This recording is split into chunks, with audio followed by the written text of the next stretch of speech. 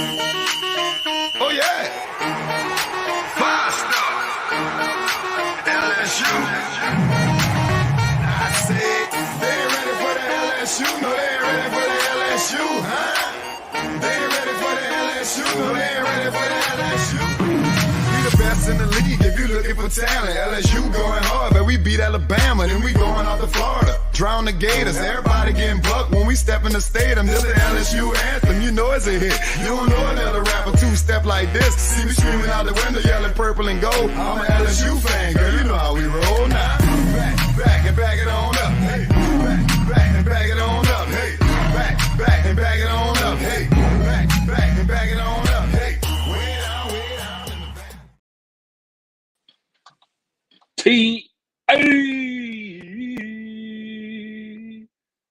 We live and we back.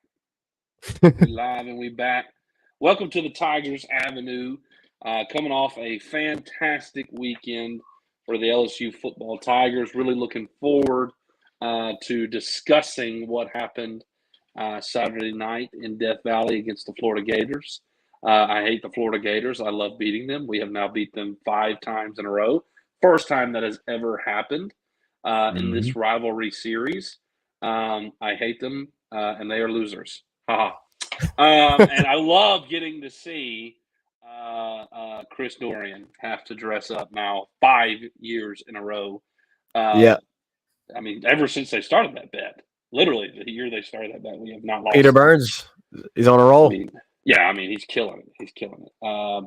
So I think we made the right move, Zach. I mean, you think we should have hired Billy Napier now, or you think we're happy with who we got? Yeah, you know.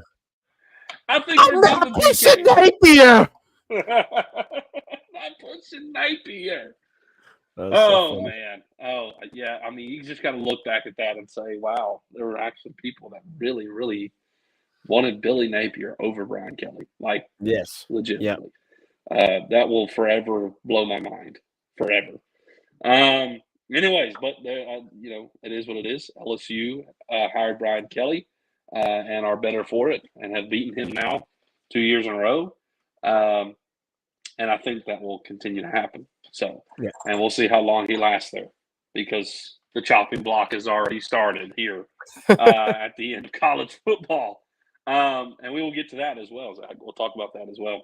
We're going to discuss, obviously, everything about Saturday night's game against Florida. We'll talk LSU basketball, men's and women's, and what's been happening recently with them. Also, we will just discuss kind of in general all things LSU, because there's been a lot going on lately with the baseball scene and recruiting, and obviously we'll talk some about the coaching changes, and we'll give you our opinions on that as well. So plenty to discuss tonight. Zach, Tigers win 52-35. Honestly, in dominant fashion. If it's not for this defense, you probably would have run away with this one, a long time before halftime. If we're going to be honest, we probably would have ran away with this. And it felt like, okay, it was like we were kind of running away with it. And then they scored a touchdown, and we muffed the kickoff, Caleb Jackson. They get it right there, That felt like, okay, maybe it's going to, be close to the end of things, but Jaden Daniels and the offense just continue to impose their will. And the defense got you some stops towards the end of the game, and they just could not keep up with what Jaden Daniels was doing all on his own, it seemed like. So what are your initial thoughts, Zach, coming off the game? Seeing as we just had a loss in Tuscaloosa, it was a tough loss. Jaden, maybe dealing with a concussion, had a different week than he normally would have had. Yet the Tigers respond the way they did. What are your thoughts on how they did Saturday night? I mean, you come off the loss, and I do have to apologize for us not being on this past week. That was large part and due to my work schedule. It has increased drastically, and I've been working pretty much close to 60 hours a week here the last couple of We weeks. promise So, we love doing this. We promise we love doing yes, this. we love doing this. My job has just kept me away. I've been doing some training for an extra 2 hours a day. So that's why we've been away a little bit because I've been unable to attend. And But I'll be coming off, honest too, Zach. I mean, I'm finishing my you're final wrapping up. semester, and I literally have. I still have like 4 papers I got to do. So Yeah, but you're getting close, Reagan. You're getting close to being done with college. The time frame is close, but the amount of work I have to do is not a lot. It's a lot. So understandable. I've been there I before. promise y'all, once we kind of get through this period of time, will be some more consistency. But we do love doing this. We appreciate you guys very much, and we appreciate y'all being patient with us. So coming off the loss to Tuscaloosa, obviously Jaden Daniels took the hit against Dallas Turner, which, by the way, love that Brian Kelly stood up, for that hit absolutely. as opposed to the hit that Andre Sam had. Love that Brian Kelly stood up for that in the post-game press conference. And I tweeted it, like SEC championships gone, playoff potential gone. And I said Heisman potential gone. Reason being, we really didn't have any clue if Jaden Daniels was going to be able to come back for this game. Sure. And, to lose to Alabama and then to not be able to play a game, the next game against Florida, if that had happened, yeah, like Jaden's done. Like the Heisman potential is over. But just the fact that he played virtually a half of football, 3/4 of football against Alabama, took the hit that he did. Yep. Sat out for practice. He didn't go back to practice until Thursday, and then was able to come back this game after going through concussion protocol, having to sit, all those things, and have this type of performance. That amazes me. I mean, it is absolutely insane. And I'm not – I want to say this. I'm not really surprised. I'm not really surprised by it. Jaden Daniels has been extremely tough. He's taken some beatings. And when he's run the ball, we've seen that. We've been worried at times because, a lot of times we've been like, man, get out of bounds, get down. But he's a warrior, man. And he has a grit and a passion for this game, and it shows. And obviously, being a fifth-year senior, you have the experience and the football IQ that is going to allow you to excel. And Jaden has taken that to the next level this year. And he indeed is the best player in college football right now, with the wow factor, the stats, strength of schedule that he's gone up against.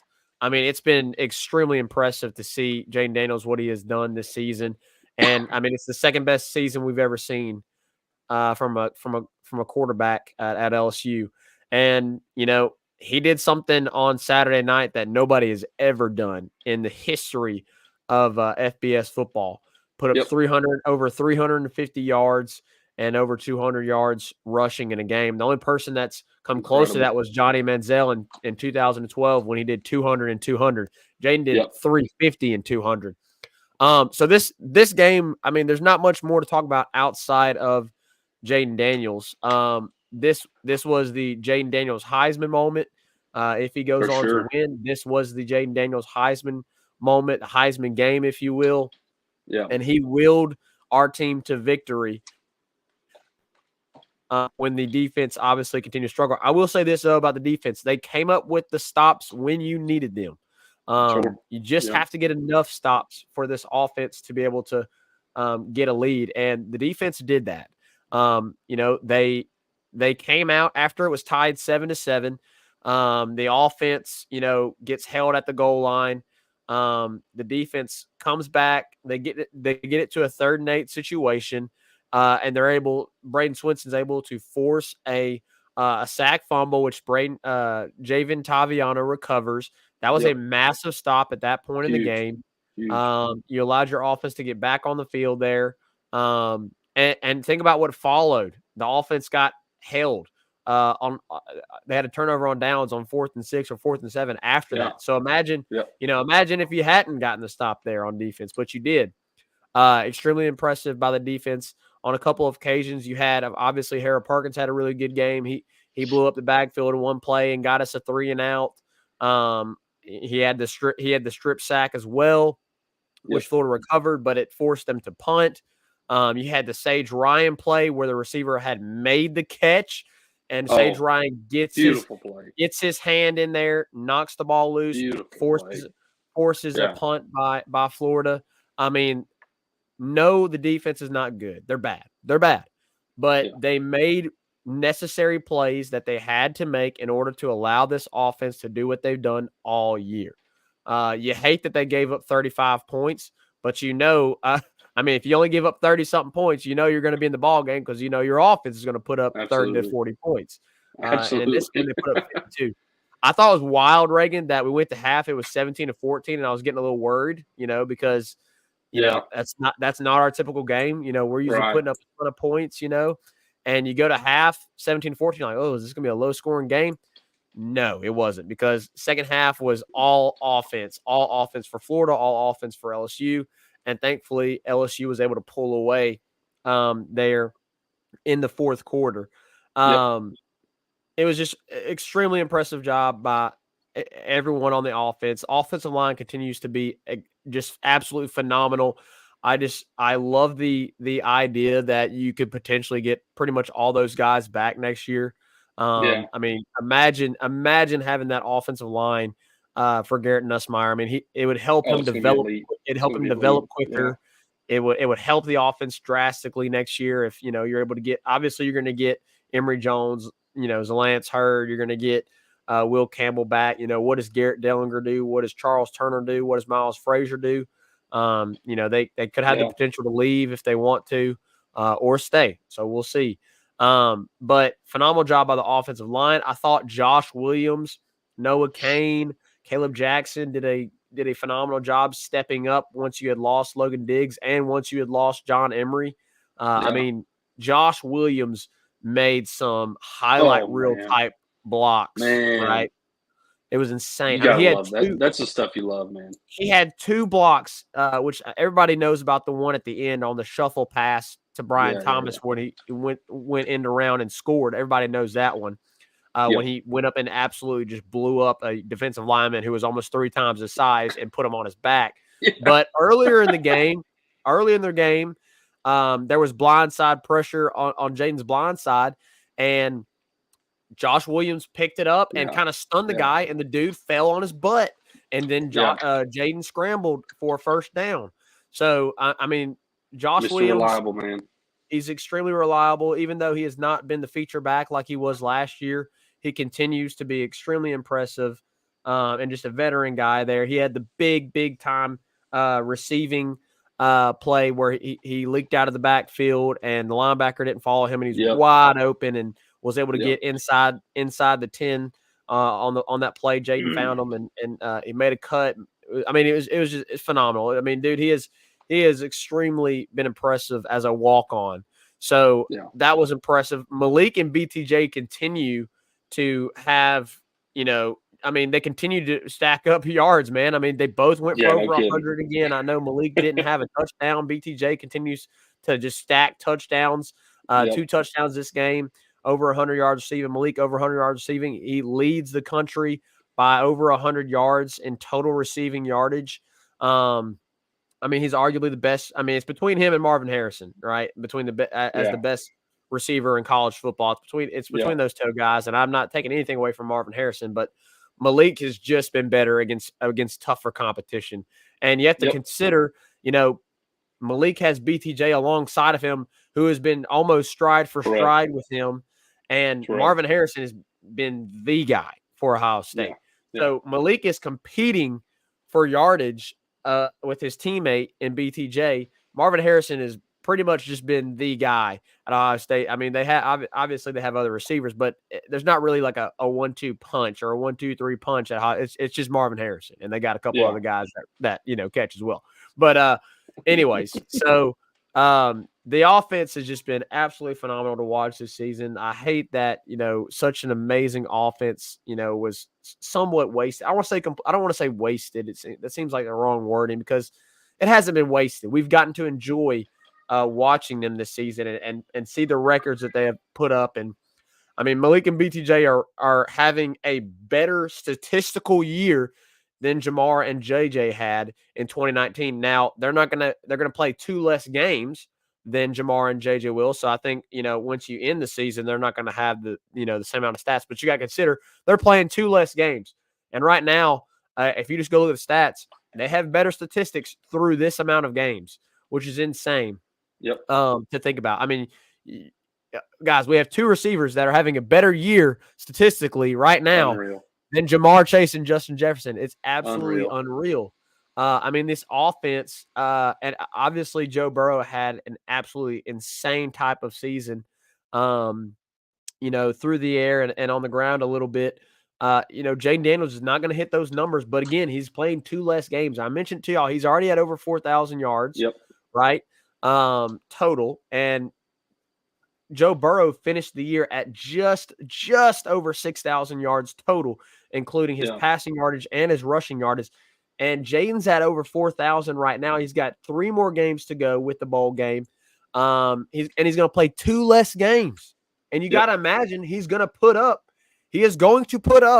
over probably 300 yards per game at least in all 3 of those games. So you're talking over 5,000 yards with 2 less games. I mean, Reagan, I love Joe Burrow. I mean, 50 touchdowns. Yeah, I mean, I love Joe Burrow. I mean, that's why I got that jersey right there. But imagine what Jada could do with 2 more games like Joe Burrow had. Imagine. Yeah, absolutely. I mean, we're talking. We never thought we could see a quarterback that could push the numbers that Joe Burrow did in a Power 5 conference. Right? I know there was some guy a couple years ago that broke. It was Bailey Zappi. It was Bailey Zappi. Yeah, but he was playing. He played Western Kentucky.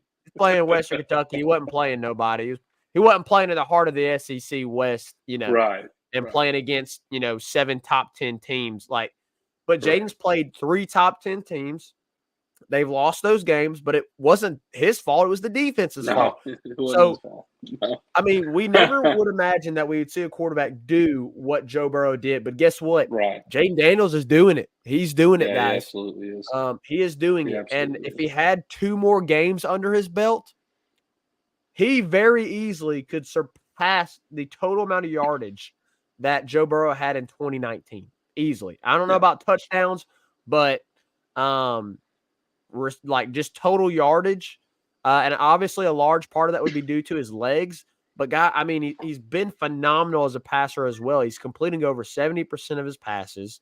Jaden Daniels is him. He is him. And I thought on the way driving home today, I thought, golly, can you imagine where we would be, these last 2 years if it had not been for Jaden Daniels? And it blows my mind that there were so many people last year and even this year that were JD haters.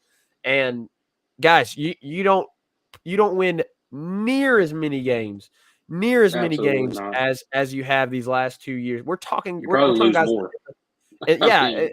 We're talking about in the last 2 years, guys, you're going to potentially have 20 wins in the last 2 years, and you wouldn't have been close to that if you didn't have JD5. So just an amazing game. I mean, it's a game, it's a performance that we are going to remember for the rest of our lives. I mean, we'll remember 2019 for the rest of our lives, but we'll remember the 2023 LSU offense for the rest of our lives. You think about, obviously, 2019 Joe Burrow, Jamar Chase, Clyde Edwards-Helaire, Justin Jefferson, all those guys, Terrace Marshall, Thaddeus Moss. You think about those guys. You think about in 2013 when you had Zach Mettenberger and OBJ and Jeremy Hill and Jarvis Landry. You remember guys like that. I mean, but and that's pretty much it, right? You think about that kind of. I mean, that's all I think about, right? I mean, I think about Leonard Fournette, but it wasn't like the offense. Like, it was like Leonard Fournette, like, right? Yeah. You just remember Leonard Fournette's, 2015 season. But as far as like offense as a whole, you think about 2013, you think about 2019, and 2023 is going to be right in the mix with those offenses that we've seen in this past decade, this past 2 decades. I mean, just a phenomenal performance by those guys, and extremely proud of them to be able to overcome the adversity, obviously, with the Caleb Jackson, muff kickoff. That was the area in the game where you felt like, oh, are we going to have to bite our nails again? And for a little while, you did. But overall, the offense was just too much. They completely overwhelmed Florida, and you go on to win 5 in a row. And not only that, but you broke the tie in the overall series. It was 33 wins, 33 losses, 3 ties, 3-3, 3-3-3. I thought that was pretty funny when that popped up on the broadcast this past Saturday night. Now it's 34, 33, and 3 LSU. So just a great night for the LSU Tigers. Yeah, they've overcome the Spurrier era where they just dominated us, and it's been a decade of dominance by LSU. Yeah, or really 2 decades. Yeah, LSU's kind of handled that series in recent history. Another guy I wanted to point out, Zach, defensively that has had quietly a good season, and that with another year he can return, I think, make a great impact, is Paris Shand. He came up big in the second half when there was a third down, and man, it always feels like batted ball. Man, it feels like every third down, 3rd and 9 plus, 3rd and 6 plus. You're clenching your cheeks. You're just like it feels inevitable. Yeah. And man, he came off the edge, played Graham Mertz eyes really well, read him, saw the pass coming, and just jumped up and batted it down. And it was a great play. And that's not the first time he's done that this year. So he has quietly had a good year, because he's been kind of a selfless player. Because if you have any depth on the defensive side of the ball, it's at the D-line. And he's been limited in his snaps, as Brian Kelly pointed out today in his press conference. Just been a selfless player. And when he's gotten his chance, man, he's made an impact. Yeah. Man, you think about next year, the potential of the defensive line with Braden Swinson and Paris Shand having extra years, and maybe the return of Mason Smith, because he really just hasn't had the year everyone expected. So maybe he comes back one more year to bump his draft stock, all these things. And Deshaun Womack, who has flashed at times as well, him being a sophomore, getting a full offseason in and maturing. Like the defensive line, man, next year can be, I think, a lot better than even it was this year. In all reality. And I think Savion Jones could even return if he wanted to. So I think that he has been someone that needed to be recognized, and he is one of the guys who got a stop on Saturday night when you needed some stops so that your offense could continue doing what it was doing. And he was one of those guys. Another thing is, I was really like, man, they had the ball last, and the game was essentially over, right? It was 52-35, and Florida's got the ball, and I'm like, man, I really just don't want them to score again. Don't give them any more points. And man, they got all the way down there, and thankfully they were able to keep them out of the end zone. I just did not want them to score any more points. Like, a lot of bettors were happy with that. A lot of the bettors that took absolutely cover the spread. LSU 15. Yeah, it was huge. It was huge that they were able to get that stop there at the end for anybody who bet LSU to cover the spread. So I was really pleased with that as well. And man, you've already hit on this a little bit, but man, in the absence of Logan Diggs, you just see the consistency of and reliability of Josh Williams to get the job done, man. I've been so impressed with him over the last 2 seasons. He deserves all the respect in the world from LSU fans, and maybe he gets some more reps because of that. Logan obviously looks like he might be healthy and back for the Georgia State game, but seeing as it's Georgia State, I just rest them. Maybe rest them, completely again. Have them ready for A&M. Let Josh and Caleb and Noah do the thing. Sure, yeah, and rock and roll with them and let him have more reps, because he earns it. Man, every time he goes out there, he makes his reps count. He doesn't slack off just because he's missing reps that he probably would have had last year that he's not getting this year with Logan Diggs. And he's just absolutely consistent. He embodies what you want in a team, and I just love that from him. But I don't think there's much more I can say about Jaden's performance. But it was literally one of the greatest single game performances in the history of college football. And I don't think we realize it's to that magnitude.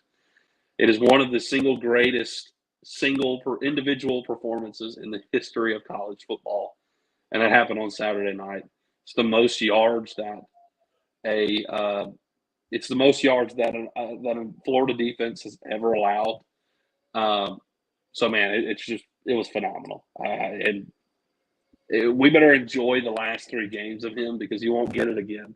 And he's just been incredible, man. I wish he had another year. I just wish he had another year. Oh, if he had another year, man, we're talking natty next year, baby. Yeah. I sure wish. But it is what it is, man. It is what it is. He's enjoying while you got it. So those are kind of my thoughts on Saturday night. Tigers get the win. I love beating Florida. Every year, if we can beat State, Ole Miss, Arkansas, and Florida, I'm satisfied. Now, we didn't get Ole Miss this year, but I think it's a successful year if we win those games. For sure. And thankfully, we get to play Florida next year in the Swamp. Now, after that, I don't know, what the schedule is going to look like after that with everything changing. But at least we do, in the first year of the change, we still do have Florida on the schedule next year. So maybe we can continue to humiliate the Florida Gators and Chris Doering. Because I absolutely love beating them. Anyways, Chris might have to opt out. Chris might have to opt out of that bet, man. It ain't been too good for him. Brian Kelly came on their show this morning and told him that maybe they should start betting the point spread and not the game. And I was like, well, if they bet the point spread, he would have still lost. Yeah, he would have still lost. So either way. So. Anyways, it was a phenomenal performance and great way to respond coming off of a loss. Everybody talks about those years of Les Miles' era where it was always like a hangover of Bama, and we would go play like Arkansas or somebody, and we'd end up losing another game. Just not that the culture is built better than that now. Where we've addressed the loss. Now we're into a new week and we're on to our next task. Yeah. And Brian Kelly has instilled that very well into the program, and there was no hangover whatsoever. So Tigers win and move to 7-3 on the year. 2 more wins will get them to 9, and maybe with a couple losses here and there, Zach, maybe you can find yourself in the New Year's Six Bowl. I really don't care, though, because bowl games mean nothing to me. I'll cheer for the Tigers, whatever bowl game they're in, but if we're in the Sugar Bowl or if we're in the Alamo, Texas Bowl, I do not care. It's the bowl game. It's a consolation game. Give me all the playoff games in the world. Cannot wait until there's a 12-team playoff. Next year, baby. Thoroughly looking forward to it. Next year. So, all right, Reagan, well, let's take a quick break. When we come back, we'll hit these comments, and then we'll begin to discuss the LSU men's and women's basketball teams. Obviously, as their seasons have gotten underway, a few games have been played already with a couple of losses we need to address. Sure. And a look ahead into the rest of the season now that we are full-fledged into basketball and as football is wrapping up. So we'll be back right after this. 5-Star Hero, your intro and outro music for the Tigers Avenue show. They ain't ready for that LSU. Go check out all his other music on all the major platforms.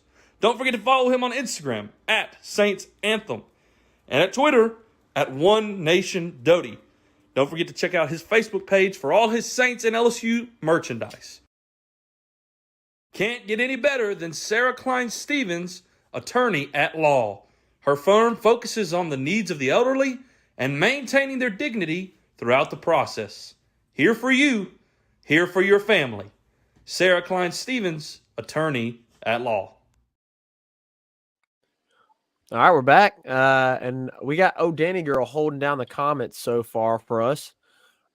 She said Josh Williams, Malik, BTJ, and Lacey all had some game-altering blocks, and Lacey has done that consistently. He may drop, but he has blocked very well. Yeah, I mean, Lacey's had a really good year, especially blocking.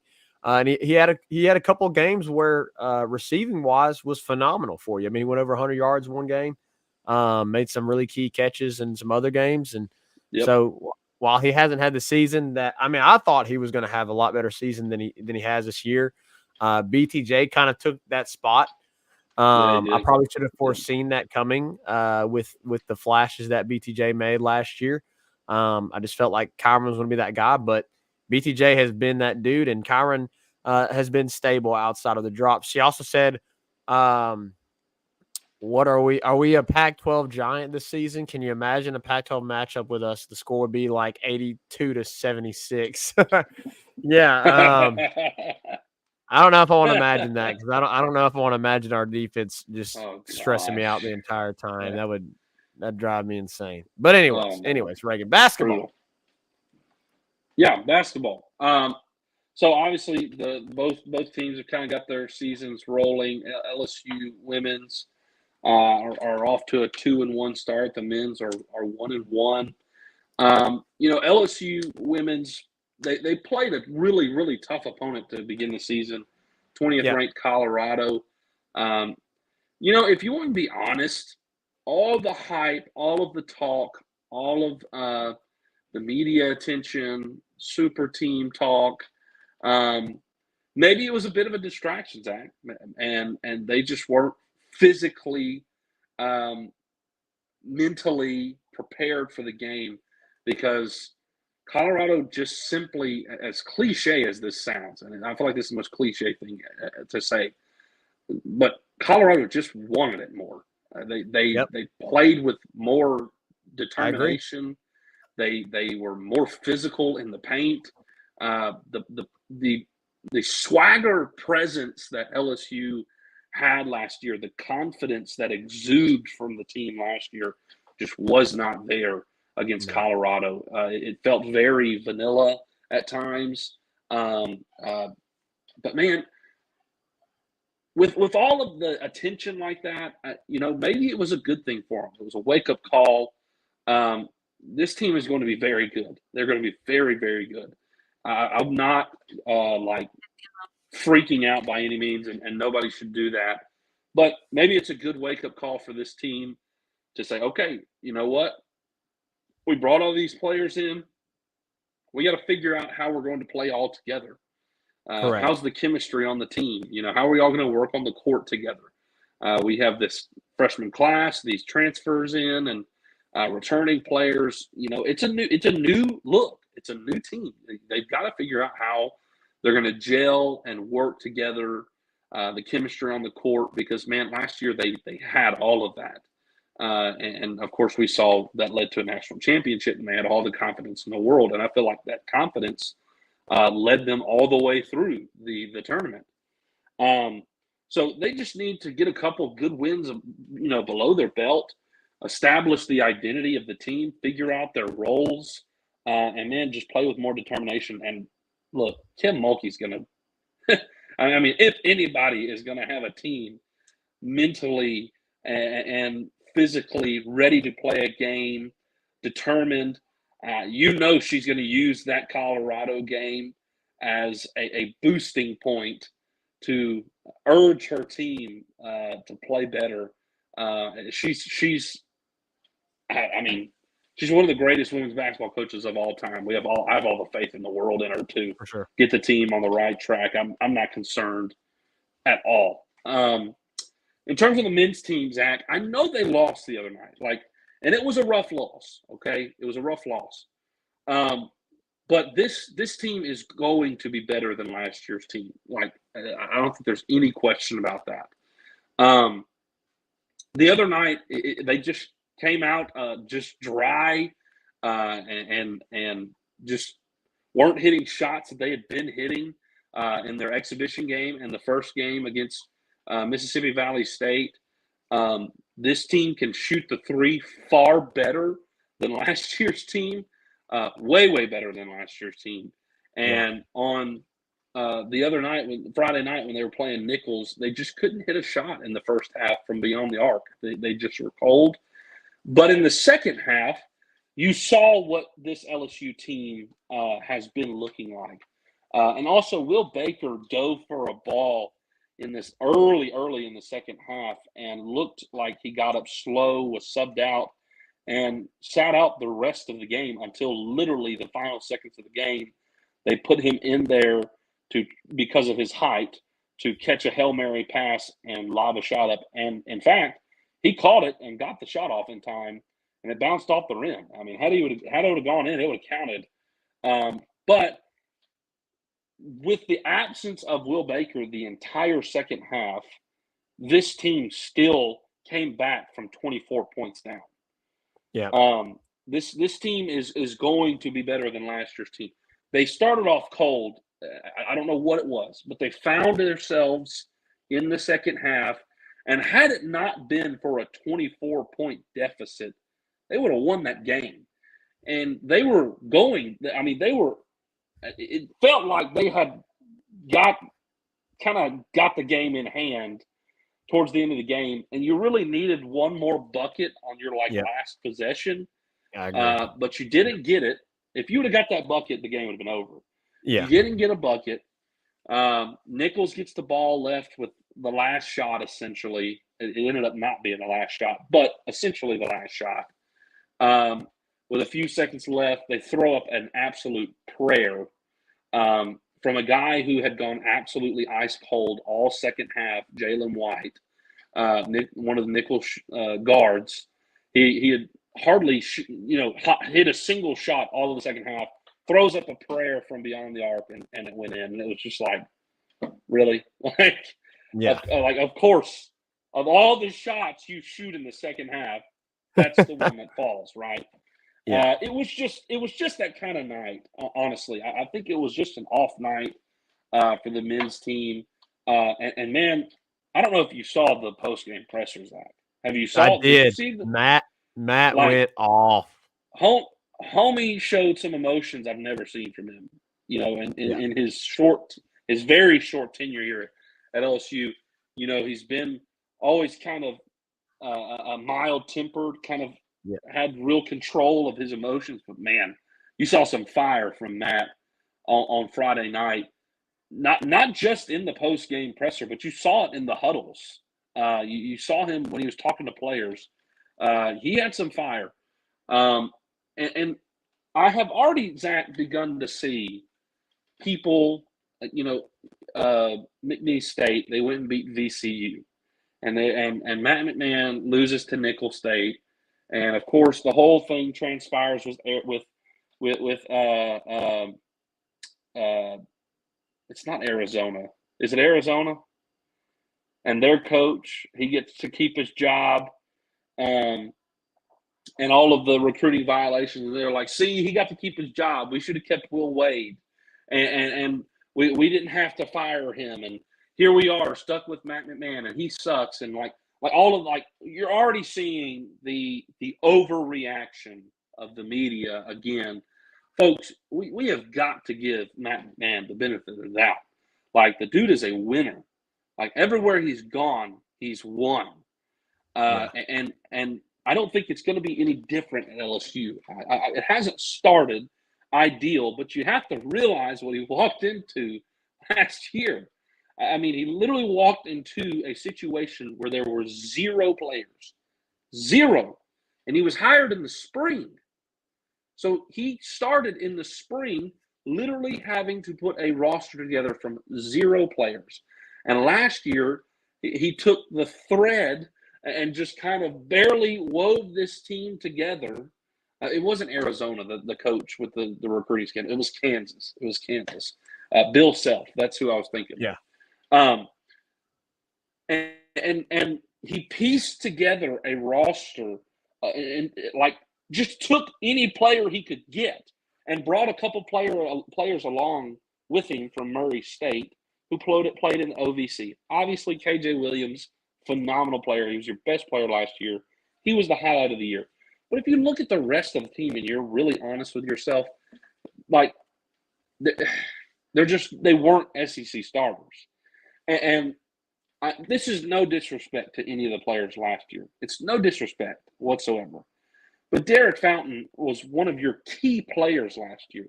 I mean, you heavily relied on Derek Fountain last year. And the year before that, he played like averaged 2 minutes a game at Mississippi State.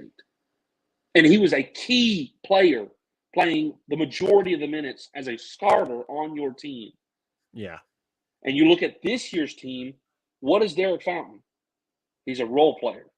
He's not a starter.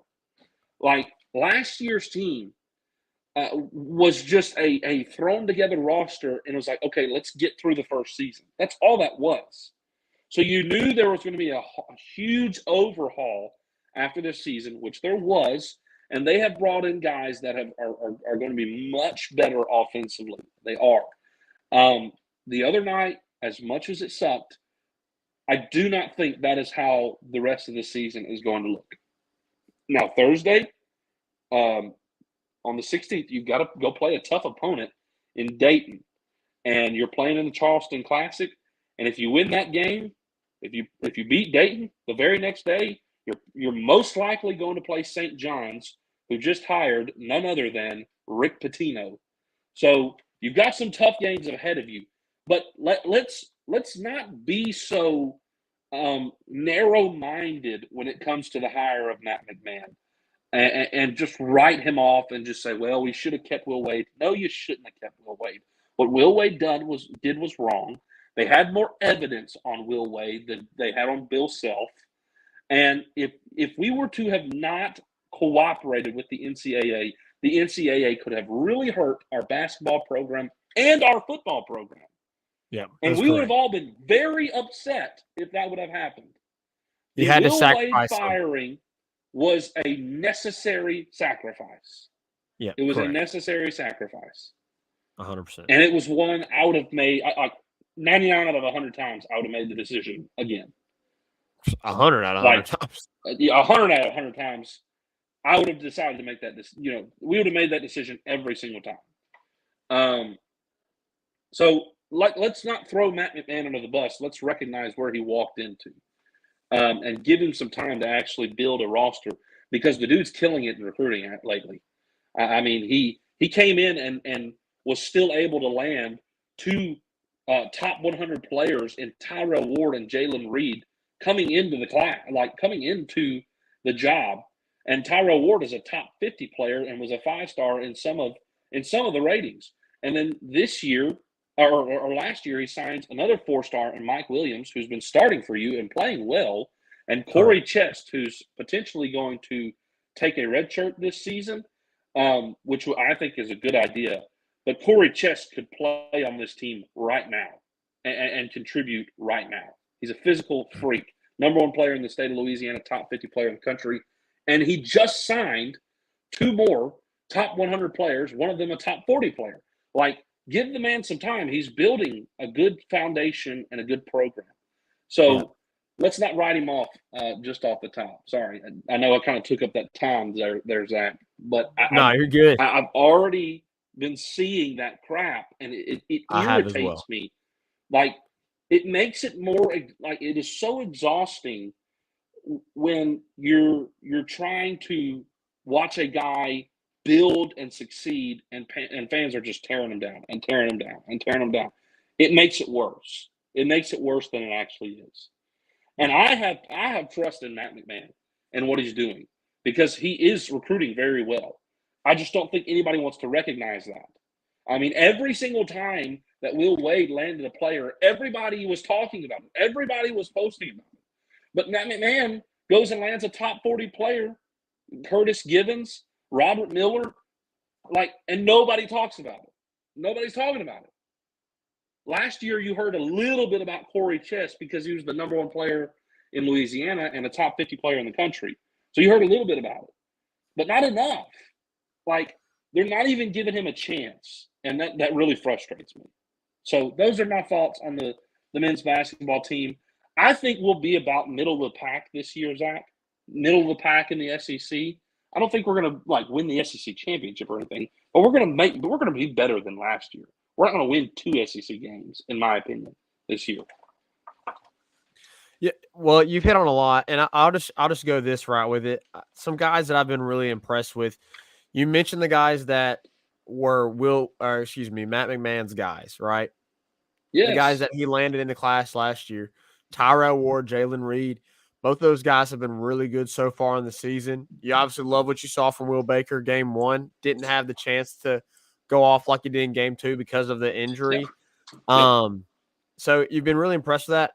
Reagan, I don't know if you've heard anything, but do we have any more news on Jalen Cook?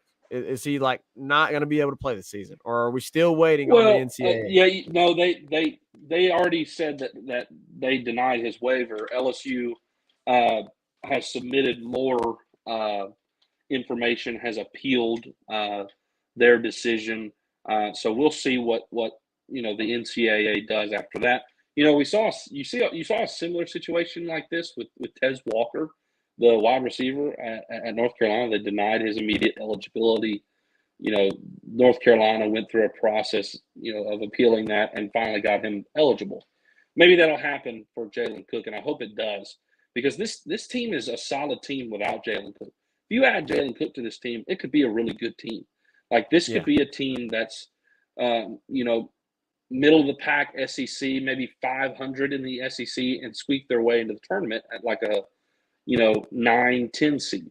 I really think that if Jalen Cook is added to this team, that we could be that, because he's a guy who's just going to score you a lot of buckets, and this team can score a lot of points even without him. You add him to this team, you add experience and maturity that Jalen Cook has.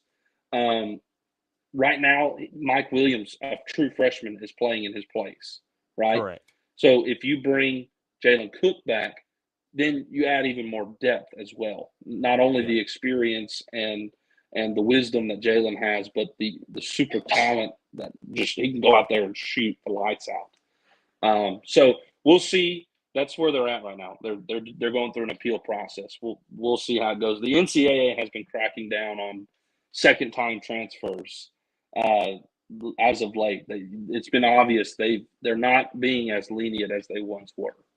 Yeah, we'll see how that plays out. I agree with you. I think once if you're able to get Jalen Cook back this season, how do they look with Jalen Cook?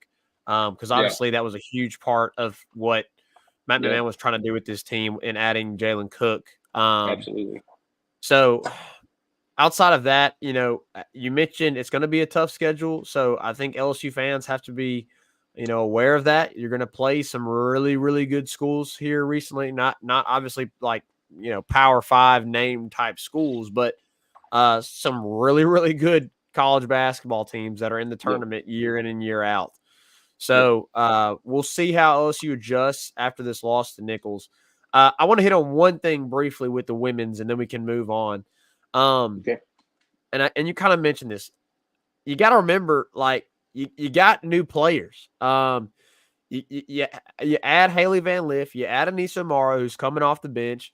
You add Michaela Williams, you add she's a baller, by the way. Del Rosario. I mean, you have to add those players, and you have to figure out a way again that they all can work together. Last year, you had a team that had already formed a really good chemistry with each other. And not only that, but they didn't go and play a ranked team the very first game of the season. They played a lot of lower tier schools so they could build the chemistry with each other, build. And then obviously once you got to SEC play, you're good. The chemistry is there. You know what your roles are. You know who each player is and what they do well, what their weaknesses is, and you're able to adapt to that once you finally got into serious competition. You weren't able to do that in the first game. You were going to have to still figure everything out. And so, how does Haley Van Lith work in this offense? How does Anissa Morrow, who was so used to obviously being a full-time starter at DePaul, how does she do coming off the bench? Who, by the way, she's been phenomenal off the bench. Flau'jae Johnson's had a little not a great start. Let's see how she adjusts to this new Smith team. and Michaela. Samaya Smith has been, and Michaela Williams. Those are my two highlights of the season so far. Michaela Williams went off the first game. I mean, she was your leading scorer, 17 points against Colorado. Samaya Smith, the last two games, has been your leading scorer. Angel Reese continues to be a double-double machine, but Samaya Smith has been the most impressive to me. I think more so than Michaela. I mean, we know what Michaela Williams can do. She's a scorer. Samaya Smith has clearly taken that next step from last year to this year.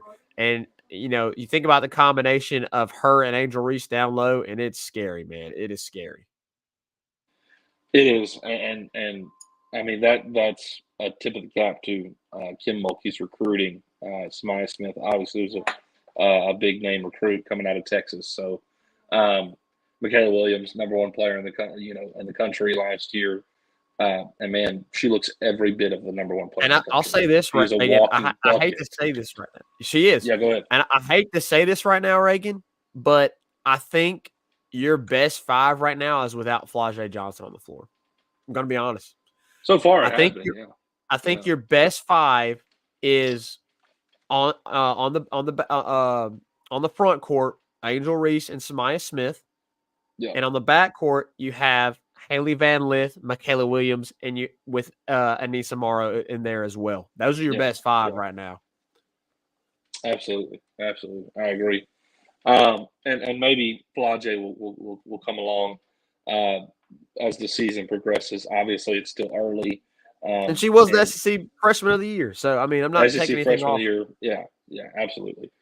I have all the confidence in the world that she'll find herself and get back on track. Man, you got some games to shake off the rust and get back in the flow of things, figure out the new team and how we're going to play together. With basketball, thankfully, you've got a lot more games to do that than you do in like football. So correct. Plenty of games for both teams to adjust. I am excited for both teams, and this may sound weird, but I've been really, really looking forward. I've known what to expect with the women's team, but I've been more enthusiastic to see what this men's team is going to do. I think the women's team is going to be very special. Again, don't get me wrong, but I want to see what stride Matt McMahon can make in year two, and so I'm being really intentional about watching those games with a keen eye on things and seeing what he's doing, because last year it was just kind of like, right? It was what it was. And man, you go back and look at the scores of our games early in the season when we were playing, just nobody teams, G5 teams, and it was a lot closer than I felt like I remember it. Those were close games. We were playing against teams that were not that good. And then we come into the SEC play and we knock off Arkansas, and we were undefeated, or we had one. Oh, we had one loss. We lost one loss to Kansas State. Yeah. And then we come into SEC play and we beat Arkansas right off the jump, and you're like, oh man, here we go. Like this team's Matt McMahon's era is here. And then we go to Rupp Arena and play them toe to toe. Yep. And you're like, man, Matt McMahon seems like he's going to be a really great guy. And then, of course, you didn't win another game for a very long time. And it was what it was. So I'm really looking forward to seeing what kind of jump Matt McMahon can make in this year. Yep, and we'll see as the season progresses. All right, Reagan, we're going to wrap up the show with just a couple more things. So I want to discuss this real quick. Just and around LSU, obviously LSU here recently has lost a couple of cornerback commits, which is not, not great when you consider the defensive back room where it's at right now. You lost Kai Bates and you lost the kid out of Texas. I'm going blank, Reagan. Andre Evans. Nashville. Out of Nashville. No, there's another guy. Who am I missing? The Andre Evans and Kai Bates were your two best DB commits, and you lost both of them. and both of those were tough losses. Let's see here.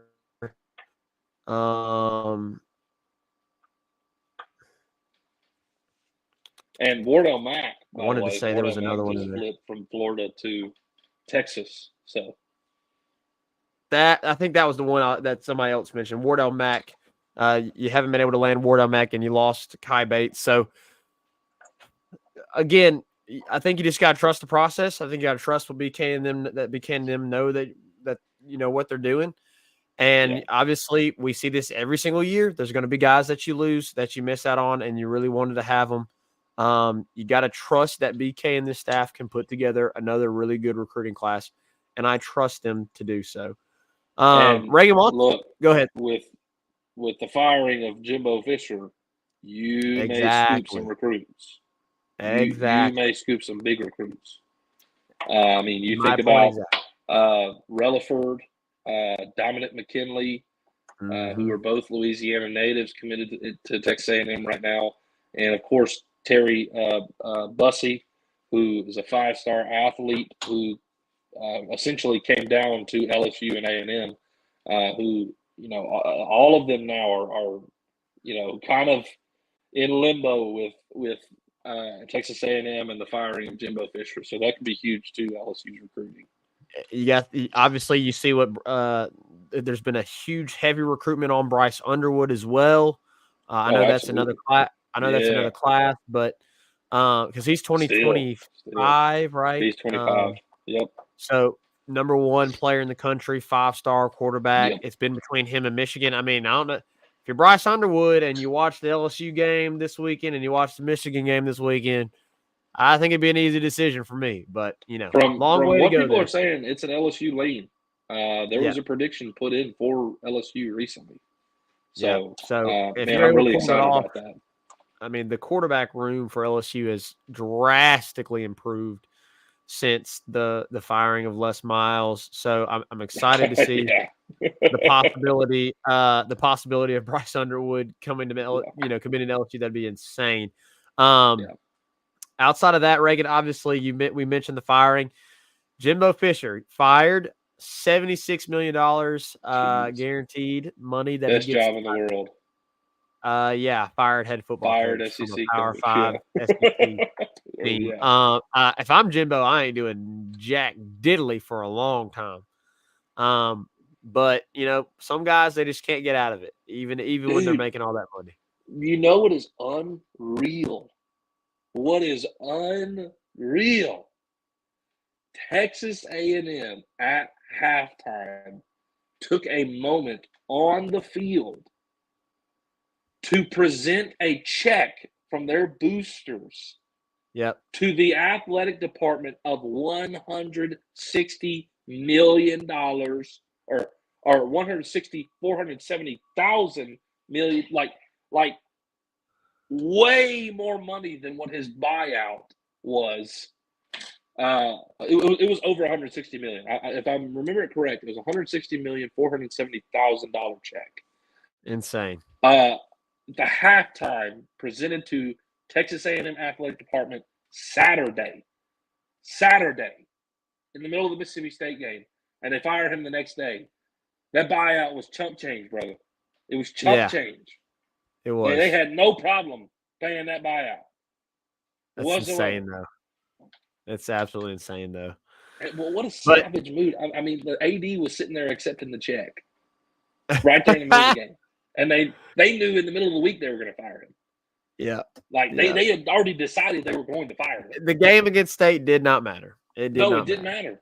It did not matter. They had already decided they were going to fire him. Unreal. It's brutal. It was brutal. Anyway. But Jimbo no longer is there. You obviously like your chances for LSU in regards to that.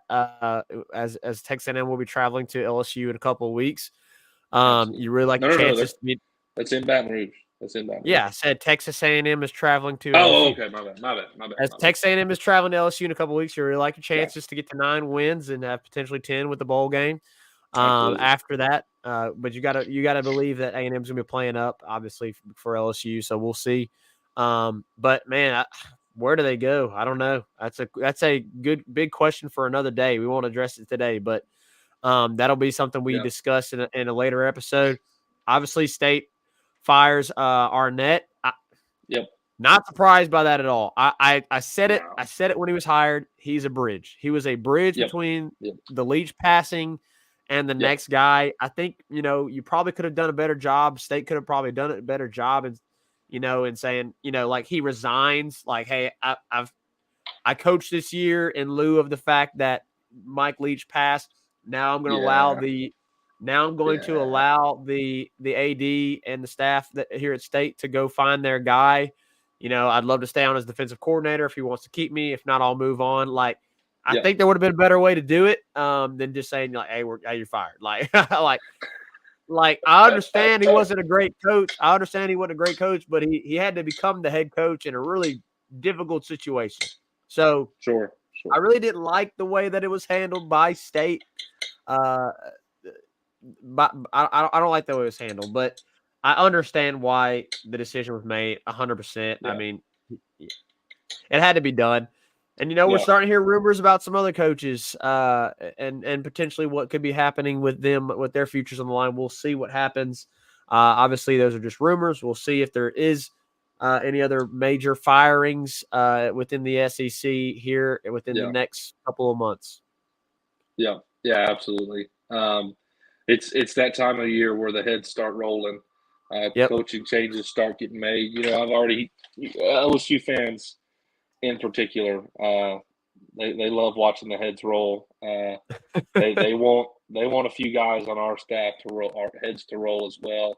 Maybe it happens, but I would fully suspect that it would happen once the season ends. Don't expect it to happen in season. It's a little bit different for LSU because you still have a lot to play for. You're trying to win 10 games. You're trying to win 10 games. Yeah. You're trying to have a Heisman, potential season with Jaden Daniels. So you're trying to salvage some of the really good stuff that could happen this season.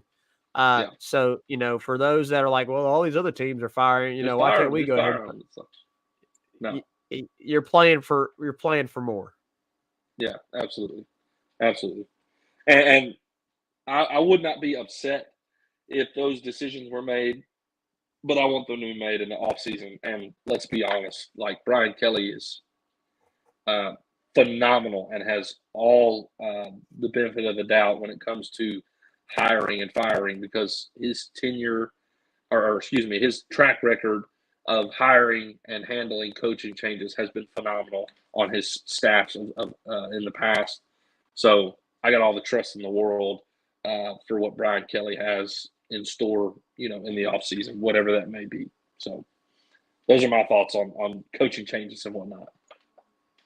All right, Reagan, I think we're going to wrap up the show. You ready to close this out? Yeah, absolutely. Appreciate you guys coming in here, commenting. Those of you who did, we apologize for the inconsistencies lately. We want to be as consistent as possible, but the reality is, as of late, Zach and I both have had a lot of responsibilities. So bear with us. We apologize. We do love doing this. We're not like quitting or anything. Okay, like we love doing this. Zach obviously has taken on some responsibilities youth ministry wise and has been working more hours at his full-time job. This is my final semester, and I have some major final senior projects I have to finish up. And when you're doing that, you also have two children. One of them is 6 months old, and McKenna works. And I go to school, I come home, McKenna goes to work, she comes home, we put the kids to sleep, and then I go to the library until midnight. Like it's a vicious cycle. Like it's just like clockwork. It is a vicious cycle. So bear with us. I've only got about a month left or so in school, and maybe after that, maybe we can have some smooth sailing and get to a more consistent show. So we appreciate it, though. We appreciate you guys who have stuck with us, and we're going to continue doing this. So we'll recap, we'll preview this weekend with Georgia State and LSU, and obviously we'll discuss what what happens with the women's and men's basketball this week as well. We'll recap those in our upcoming show, and we'll see you then in the Tigers Avenue. Faster here, take us out. Peace. That